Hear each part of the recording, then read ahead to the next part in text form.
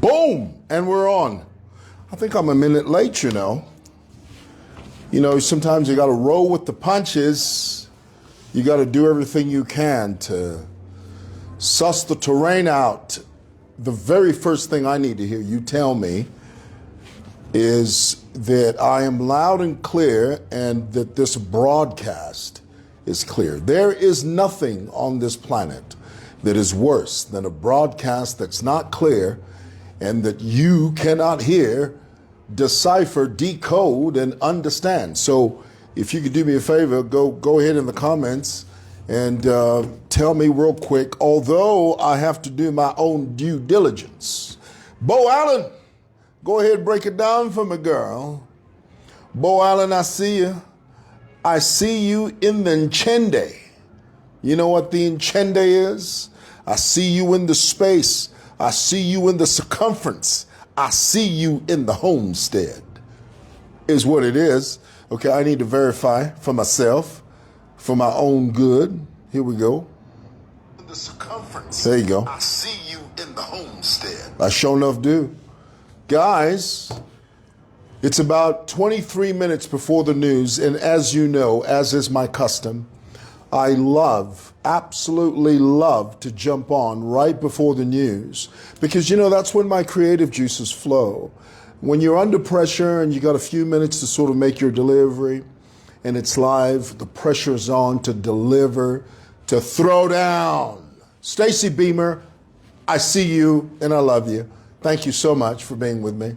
Bo Allen, I see you. John. Is there a name, John? Nice one. Thank you, John.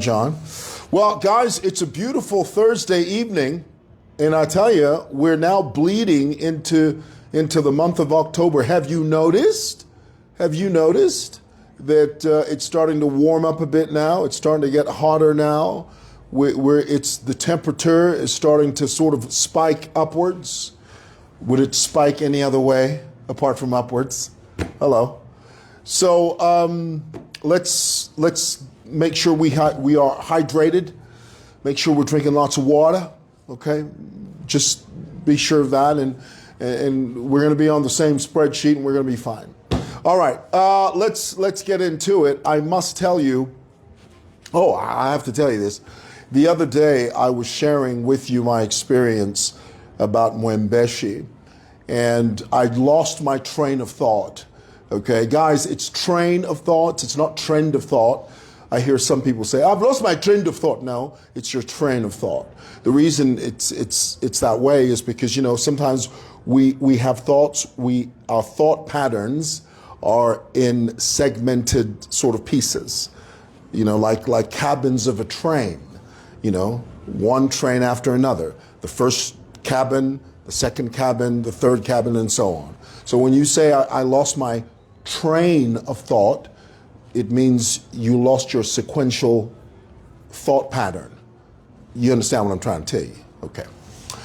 What was I saying? Sometimes I get ahead of myself. I was talking about yesterday when I was sharing with you my experience in Mwembeshi. My point was this: the 6 days that I spent in Mwembeshi, on the 6th day as I was leaving. Now, you got to remember, Mwembeshi is a brand new facility. It's a brand new prison. Okay, it was opened in 2021, which is not too long ago. It's like 4 years ago. And it's the only thing that I didn't like about the prison was the state prison food. The food that the government gives the inmates. The most horrible food you've ever tasted in your life. I mean, talk about hog slop. Not even a hog would eat that stuff, boy. They have something there called the daga. Okay, now if you don't know what daga is, let me explain that to you. Not daga, it's daga. Daga is kapenta, small tiny fish that is chock full of little stones. And it doesn't matter how much you wash that fish, the stones will remain. Oh, tell you what, I had one bite of that stuff. I said, Lord, rapture me now before I choke to death. Yeah, it's that bad. So they give you 2 meals a day. The very first meal in the morning is what we call samp.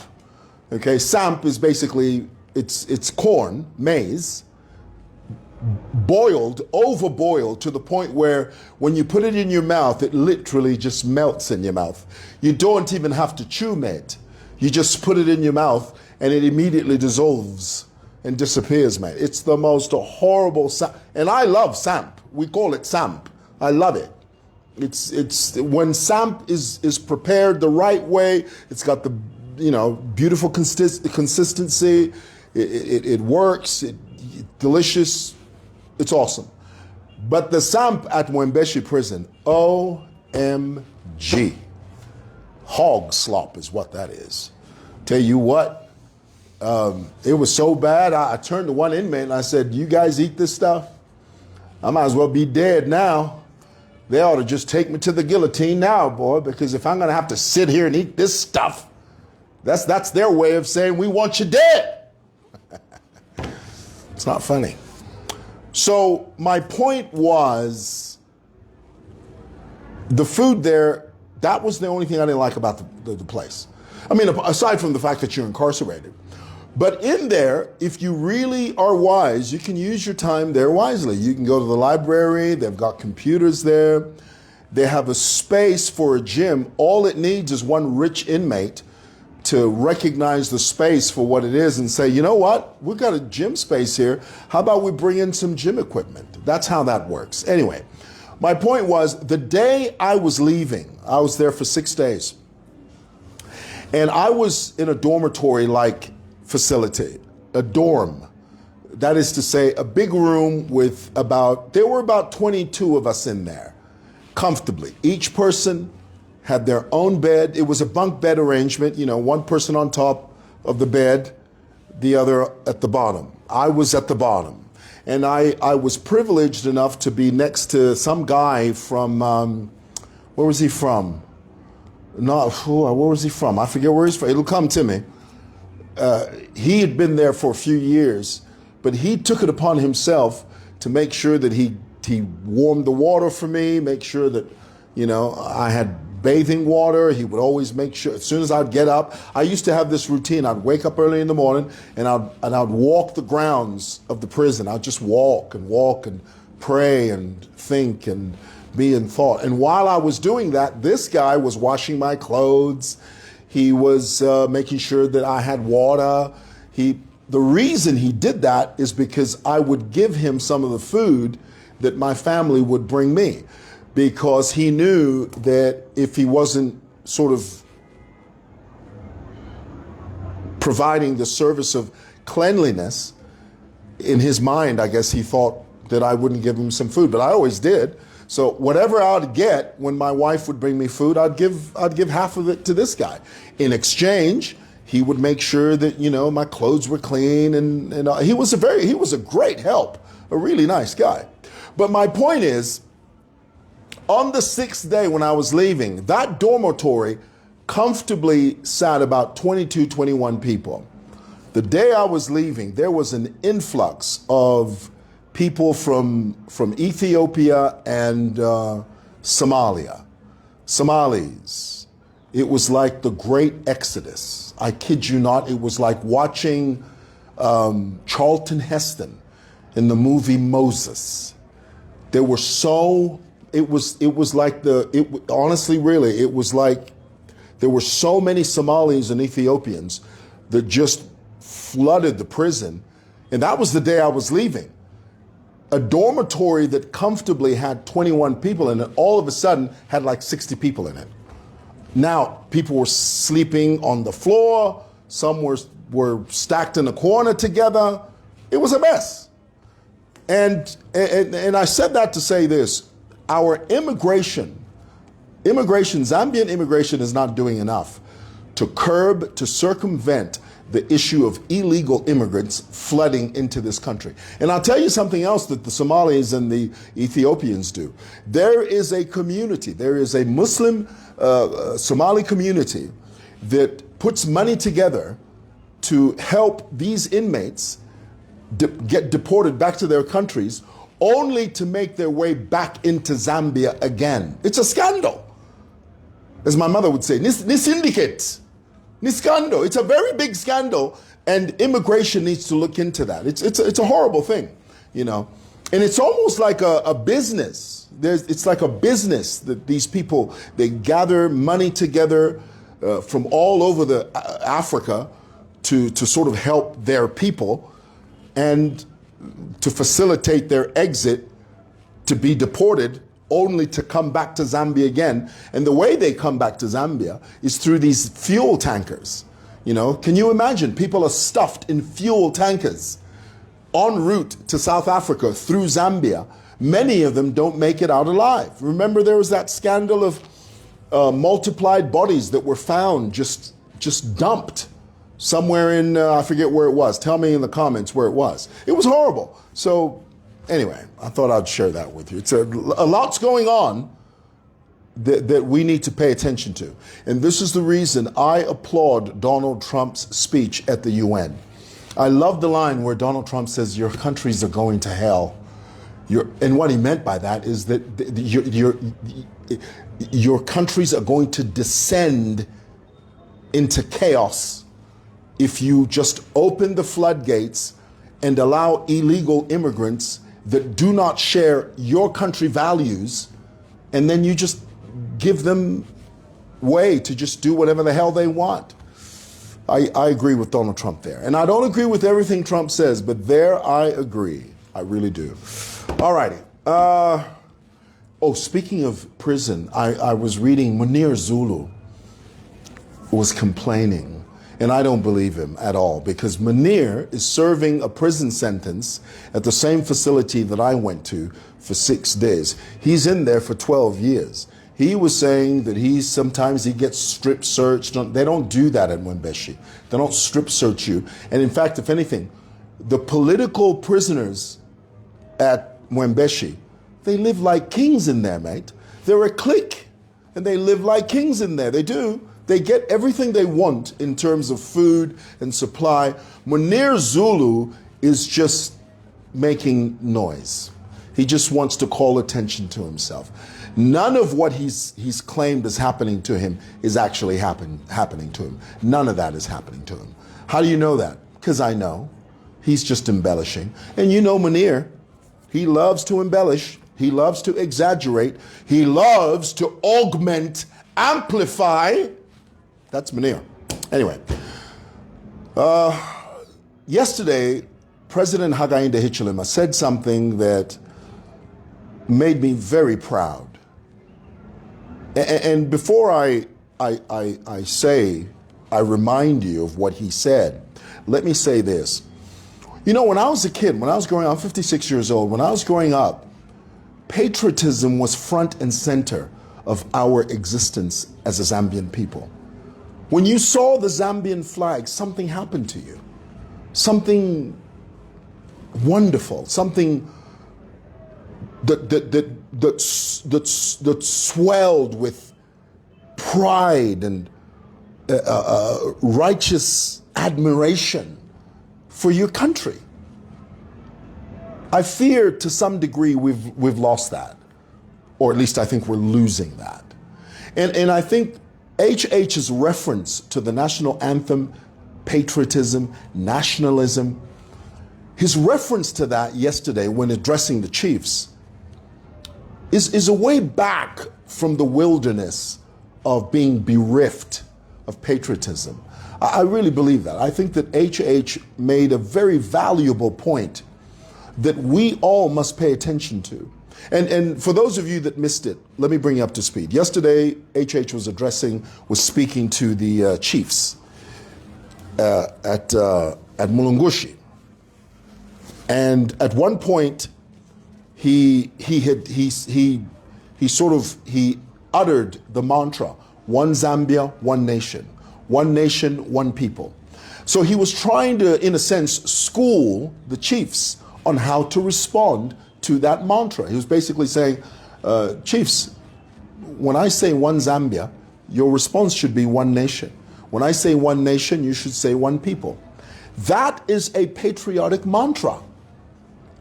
Now, There were people that took offense to that because they, opposition being what it is, they cropped up and said, no, how can the president start lecturing the chiefs? Well, it's simple. Chiefs are subject to the presidency. Okay, it's not the other way around. If it were the other way around, the president wouldn't be calling the shots. Ooh, that's deep there, boy. I just gave you a mouthful right there, boy. I mean, I know some of you don't like to hear it, but let me say it again in case you missed it.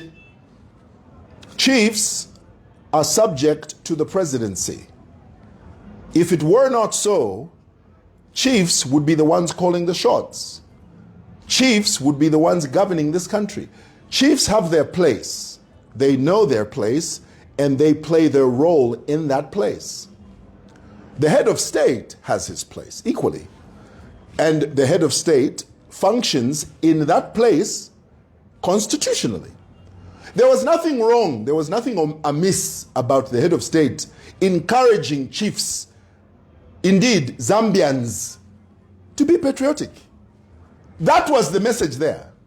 I mean, this is there. There was nothing sinister about that. There are people like Harry Kalaba who jumped on, no, you can't talk to chiefs like that.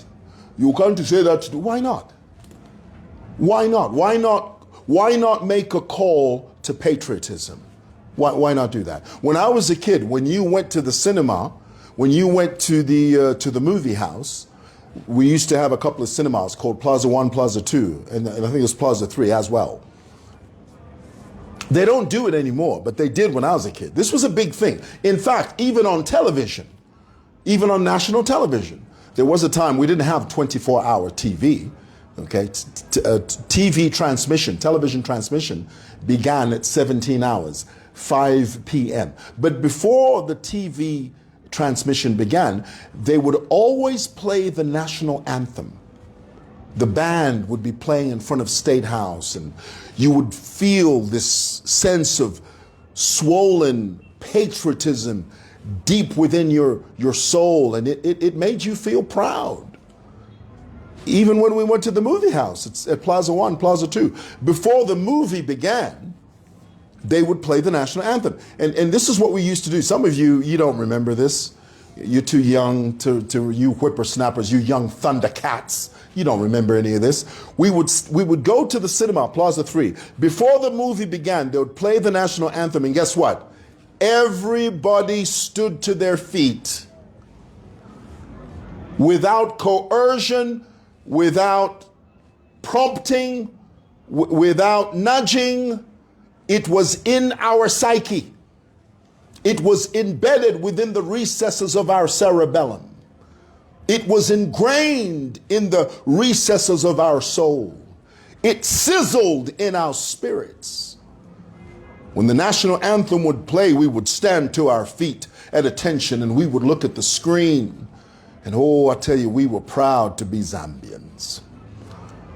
I feel we've lost some of that. And we should get back to that. And that is what the head of state was saying. That's what HH was saying. Let's get back to our roots. Let's get back to loving this nation. Let's get back to saying, I'm a Zambian and I'm proud of it. Let's get back to when we hear the national anthem, something in us stands up and says, this is my country. This is the territory of my birth. This is where I was raised. Let's get back to that. Let's do that. Okay? All right. The next thing, what am I talking about? Chakwera. What's going to happen to Chakwera? The Dr. Lazarus of Malawi. He talks like that. He sounds like Jerry Falwell when he speaks. Dr. Lazarus. You know, Peter, what's his name? The new president now. He once served as president in 2014. He lost the elections at some point. Now he's re-elected. This is what I suspect is going to happen in Malawi. You know, these guys in Malawi, it's like they just switch and change. Peter Mutharika is almost 80-something years old. He's now been re-elected to the presidency. Chakwera is much younger than Mutharika. I suspect after 4 years, Chakwera is going to run again. And he's going to win. Not a prophecy, just my opinion. Disclaimer, not a prophecy, just my opinion. Because I know Zambians, you're going to play this 4 years from now and say, mwewa, your prophecy was wrong, you are just lying, you are just here. Zambians, come on. It's just my opinion, okay? Lastly, Black Apple. Black Apple has found himself in a bit of trouble. You guys remember Black Apple? He was the ruthless PF thug that used to terrorize us here at City Mark. Oh, he was a mess. Anyway, he's finally got his comeuppance. You remember when the PF cadres declared that they were going to guard Walungu's house? Remember that? Black Apple was amongst those thugs. And guess what happened? Black Apple stole a phone from one of his friends while they were camped outside the premises of Walungu's house.